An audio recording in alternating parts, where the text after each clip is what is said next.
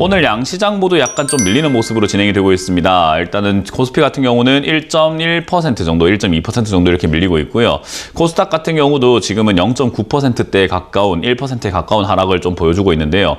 코스피와 코스닥 양시장 모두 이렇게 밀리고 있는 이유는 도대체 무엇일까라고 한다면은 사실상 이제 CPI 지수가 예상보다 높게 나왔다라는 거예요. 그래서 지금 이제 수급적인 부분들도 사실은 좀 꼬여 있다라고 생각할 만한 정도로 우리 사람들이 대부분 다 알고 계시듯이 뭐 개인이 팔면 안 좋다라고 생각을 하고 개인이 팔면 좋다 또는 개인이 사면 안 좋다 생각을 하잖아요.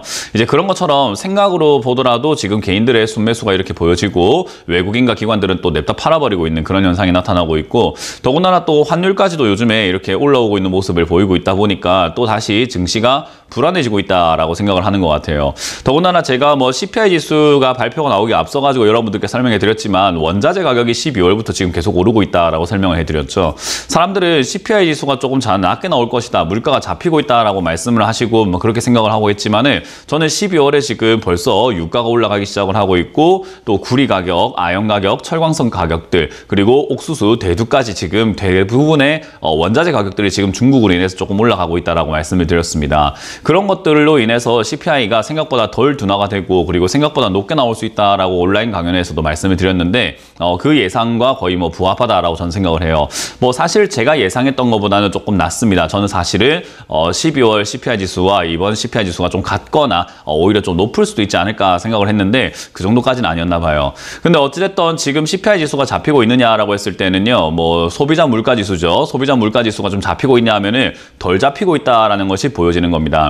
과거에 9%대에서부터 8%, 7%, 6%까지 내려온 건 좋았는데 6.5%부터 해서 6.4%까지 빠지는 0.1%만 빠지는 이 형태를 봤을 때 떨어지는 속도가 둔화가 되고 있다라는 거죠. 근데 여기서 생각 한번 해봐야 될 것은요, 미국의 금리도 가파르게 0.75%씩 올리다가 0.5, 0.25로 약간 둔화시켰다라는 거예요. 그래서 연준 입장에서는 우리가 아니 금리를 천천히 올리기 시작하니까 물가도 천천히 잡히는 거 아니냐, 그러니까 물가 고금리가 오랫동안 지속되는 것보다는, 그리고 고물가가 오랫동안 지속이 되는 것보다는 짧고 굵게 빨리 끝내는 게 낫지 않겠느냐라는 그런 스탠스가 보여질 수도 있다는 거죠. 그래서 CPI 지수가 발표가 될 때 제가 항상 이야기했던 거지만은 이런 지표가 발표되기 전에 너무 기대를 한다면, 김칫국을 마신다면은 생각보다 좋지 않은 결과가 나왔을 때 실망이 크다라고 제가 누누이 말씀드렸던 것 같아요.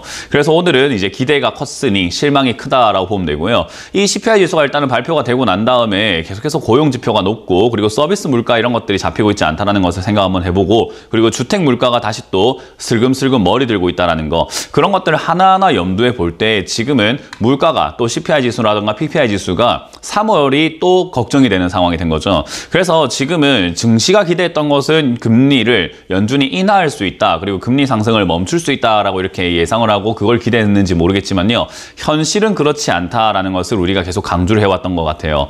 그래서 저는 여러분들께 말씀드리고 싶은 것은 금리 인하를 할 것인가 안 할 것인가는 너무 김칫국 마시는 소린 거고, 사실은 지금 금리가 5.5%가 진짜로 고점인가가 생각을 한번 해봐야 될 문제라고 생각합니다. 저는 미국 금리 6%에서 7% 또는 8%까지도 올라갈 가능성이, 또는 올릴 가능성이 높다라고 생각해요. 왜냐하면 물가 그렇게 쉽게 잡히는 거 아니거든요. 그래서 아마 그것 때문에 물가를 잡기 위해서 좀 극약 처방을 할 가능성이 높다 생각이 드는데요. 그런 식으로 되었을 때 부작용들이 터져 나올 가능성이 높습니다. 부작용이라고 하면 증시가 뭐 폭삭 내려앉는다든지 그런 일들이 발생될 텐데, 그런 일 발생되는 것을 가만히 연준이 냅둘까요? 라고 하는 부분들이 있는데요. 연준은 증시를 방어하는 수호자가 아닙니다. 통화정책이라든가 물가 안정을 또 수호하고 그거를 지켜야 되는 기관이라고 생각하시면 돼요. 그래서 사람들은 내가 주식을 하고 있다 보니까 주가가 떨어지는 일을 연준이 가만히 내버려 둘까요? 라고 하지만은 사실 그거는 연준하고 별로 상관이 없는 일이기 때문에 별개로 놓고 봐야 되는 겁니다. 근데 많은 사람들이 요즘에 자꾸 연준이 시장이 발작을 일으키면은 뭐 금리 인하를 해줄 거야 라고 하는데요. 그건 아닐 것 같습니다.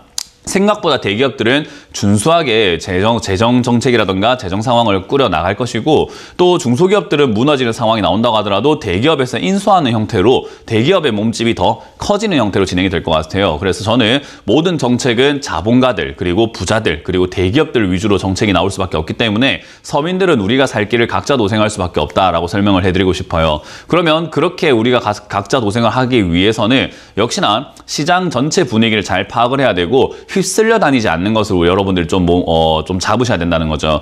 지금 차트를 본다 하더라도요, 지수는 박스권으로 움직이고 있잖아요. 근데 박스권으로 움직이고 있는 이런 과정에서 상담을 한번 해보면요, 제가 상담 방송할 때 여러분들께 항상 말씀 많이 드리는 게 있죠. 자, 위에 사는 게 유리할까요? 아래 사는 게 유리할까요? 아래쪽에 사면 참 유리하지 않겠습니까? 아래쪽에 사서 올라갈 때 수익을 보고 여기서 팔고 또 떨어지면 사고 하면 되지 않겠습니까? 라고 하는 그런 상담 여러 번 보셨을 거예요. 근데 왜 그렇게 하지 못하는가? 지나고 나니까 차트를 보니까 아, 그렇게 박스권으로 매매하면 됐구나라는 걸 알면서도 왜 막상 내가 현실에 내가 직접 딱 맞닥뜨렸을 때 왜 그렇게 못하냐면요, 마인드 때문에 그래요. 심리적으로 이렇게 올라오니까 올라오면 사면 안 된다라고 평소에 공부했고 박스권 상단부에 사면 안 된다라고 알고 있음에도 불구하고 아니 이번에 다를 것 같은데, 올라갈 것 같은데, 아니 어제 살 걸, 아 지금 사면 되는 거 아닌가, 지금 급등 나온 거 사면 내가 수익 나지 않을까, 그런 생각들을 계속 하다 보니까 박스권 상단부에 사면 안 된다는 거 알면서도 결국 나는 매수를 해버린다는 거죠. 그래서 조급한 마인드 때문에 그런 거지, 사실 이렇게 박스권으로 움직인다는 것을 확인할 수 있을 때 2200부터 2500까지 왔다 갔다 하는 거 확인했을 때 당연히 2200에 가깝게 사는 것이 맞을 겁니다. 그러니까 우리는 2200까지 떨어지는 것을 기다릴 줄 아는 자세가 필요한데요, 기다리질 못하는 게 문제인 거죠. 대부분의 주식 투자자들은 계좌를 만들자마자 주식부터 삽니다. 현금 들고 기다리는 사람 저는 한 명도 본 적이 없어요.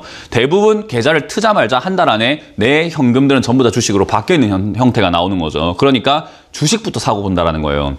그러고 난 다음에 물리니까 현금이 없고, 현금이 없으니까 지켜보게 되고, 내 종목은 안 가는데 딴 거 가고 있으니까 바꿔야 되나, 또 딴 거 사야 되나, 새로운 거 사야 되나, 어찌해야 되나, 맨날 사는 연습만 하고 사는 고민만 하는데, 그렇게 생각하셔야 돼요. 기다리는 것도 투자의 하나의 일환인 거고요, 기다리는 것도 하나의 과정이라는 것을 다 여러분들이 명심을 좀 하셔야 될 것 같아요. 그래서 지금은 2200포인트까지 뭐 어떤 이유가 됐든, 악재를 만들든 어떤 이유가 됐든 혹여나 내려와 준다면 이 자리에서 사는 게 유리하다, 또는 그 자리에 가깝게 사는 게 유리하다라는 것을 우리는 명심을 해야 되고요. 만약에 정말로 악재가 생기면서 이 2200포인트를 무너뜨려서 2000포인트 또는 1900포인트까지 만약에 일시적으로 한번 내려와 준다면 그거는 우리에게 엄청난 기회가 오는 겁니다. 그렇기 때문에 그거는 오히려 매수를 해야 되는 상황이 되는 거겠죠.